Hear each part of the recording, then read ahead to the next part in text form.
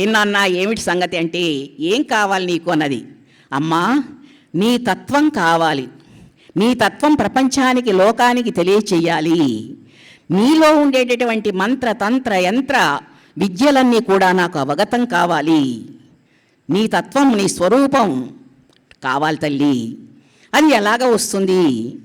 పరమేశ్వరుడు పరాదేవత అయినటువంటి అమ్మవారిని చూస్తూ కొంత వాంగ్మయాన్ని సృష్టించాడు. పరావిద్య అంటారు దాన్ని. ఆ విద్య కావాలి తల్లి నాకు అని అడిగాడు. అడిగేటప్పటికీ అమ్మవారు సంతోషించింది. అట్లాగేనని ఏ శంకరుడైతే ఆయన విశ్వనాథుడు అమ్మవారిని పరాదేవతగా పూజించేటటువంటి ఆ అమ్మవారిని చూసి రచించాడో ఆ వాంగ్మయాన్ని గ్రంథ రూపంలో శంకరులకిచ్చింది అమ్మవారు పార్వతీదేవి. తీసుకున్నాడు. అయ్యవారు శివలింగాలు ఇచ్చాడు. అమ్మవారు ఈ తన యొక్క మంత్రతంత్ర సారమైనటువంటి విద్యను, పరావిద్యను ప్రసాదించింది. తీసుకొని వస్తూ ఉంటే దాన్ని సౌందర్య, అమ్మవారి యొక్క సౌందర్యం, జగద్విఖ్యాతమైనటువంటి అమ్మవారి దివ్య సౌందర్యమే సౌందర్య లహరి. అది వర్ణించాడు, పరమశివుడు వర్ణించాడు.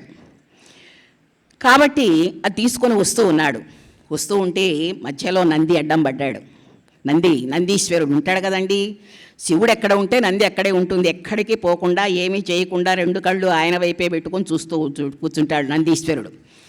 మనం శివాలయానికి వెళ్ళినా ఆ నందిని ప్రసన్నం చేసుకుంటేనే ఆయన దర్శనం అవుతుంది, లేకపోతే కాదు.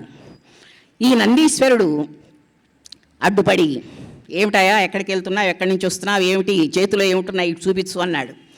చూపిస్తే ఇవి శివలింగాలయ స్వామి, అవి స్వామివారు ఇచ్చారు అని అంటే, ఏవి ఇట్లా ఇవన్నీ చూసిస్తానని చెప్పేసి తీసుకున్నాడు. ఆ శివలింగాల్ని తీసుకొని, బాగానే ఉన్నాయి, అట్టే పెట్టుకో, ఇవి నువ్వు తీసుకెళ్ళి ఎక్కడొక్కడ ప్రతిష్ఠ చేసుకో అని అన్నాడు. 2వ చేతిలో ఉన్నది సౌందర్య లహరి, అమ్మవారి తత్వం. అదేమిటి అని అడిగాడు. ఇదేమి లేదు, అమ్మవారు ఇచ్చింది. అయితే ఇటీ చూద్దామని చెప్పేసి గ్రంథం తీసుకొని ఇంకా పో ఇంటికి అన్నాడు. ఆ గ్రంథం తీసుకున్నాడు నంది. తీసుకొని వెళ్ళిపోమన్నాడు. వెళ్ళిపోమనేటప్పటికి మన శంకర్లు ఊరుకోలేదు. నేను కష్టపడి వచ్చి కైలాసంలో అమ్మవారి తత్వాన్ని నేను తీసుకుంటే నువ్వు తీసుకుంటావా అని చెప్పేసి ఆయన మీద కలబడి ఆ గ్రంథాన్ని లాక్కున్నాడు. సగం శంకర్ల చేతిలోకి వచ్చింది, సగము నందీశ్వరుడి చేతిలోకి వెళ్ళిపోయింది. అందుకే సౌందర్యలహరి గ్రంథం రెండు భాగాలు. ఒకటి సౌందర్యలహరి, రెండవది ఆనందలహరి. ఆనందలహరి గ్రంథం, ఆనందలహరి వరకు ఈ శంకర్ల చేతిలోకి వచ్చింది. సౌందర్యలహరి నందీశ్వరుడి దగ్గరికి వెళ్ళిపోయింది. చాలా బాధపడిపోయినాడు పిల్లవాడు.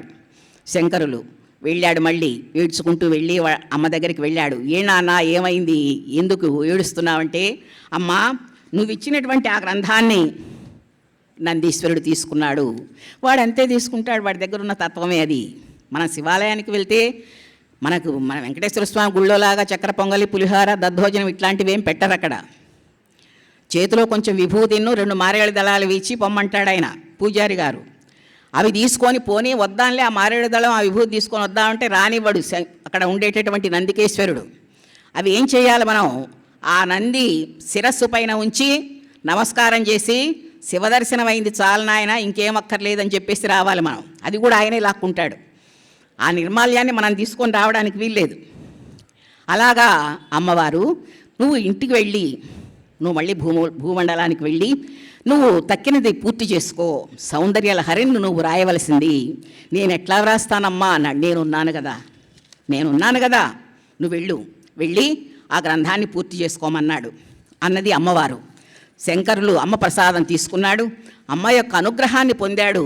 ఇక భూమండలానికి వచ్చి ఆ ఆనందలహరి తర్వాత సౌందర్యలహరి రాసి పూర్తి చేసి, మొత్తానికి అమ్మవారి దివ్యమైనటువంటి తాత్విక సౌందర్య స్వరూప మంత్ర తంత్ర శాస్త్రయుతమైనటువంటి వాంగ్మయం సౌందర్యలహరి 100 శ్లోకాలు కలిగినటువంటి అద్భుతమైనటువంటి గ్రంథము. అటువంటి సౌందర్యలహరిలో అమ్మవారి యొక్క దివ్యమైనటువంటి తాత్విక చింతన అంతా కూడా దాంట్లో ఉంటుంది. మంత్రము, తంత్రము, యంత్రము, చక్రము, పూజ అన్నీ కూడా సౌందర్యలహరి ప్రతి శ్లోకంలో కూడా ఉంటాయి. అవి చెప్పుకోవాలి అంటే చాలా చాలా శ్రమపడి మనం ఎంతో కృషి చేస్తే కానీ ఒక్క శ్లోకం కూడా మనకు అర్థమయ్యేటటువంటిది కాదు. అటువంటి దివ్య సౌందర్య శోభితమైనటువంటి ఆ సౌందర్య లహరిలో ఉండేటటువంటి మనకు అందుబాటులో ఉండేటటువంటి శ్లోకాలను 2 చెప్పుకొని మనం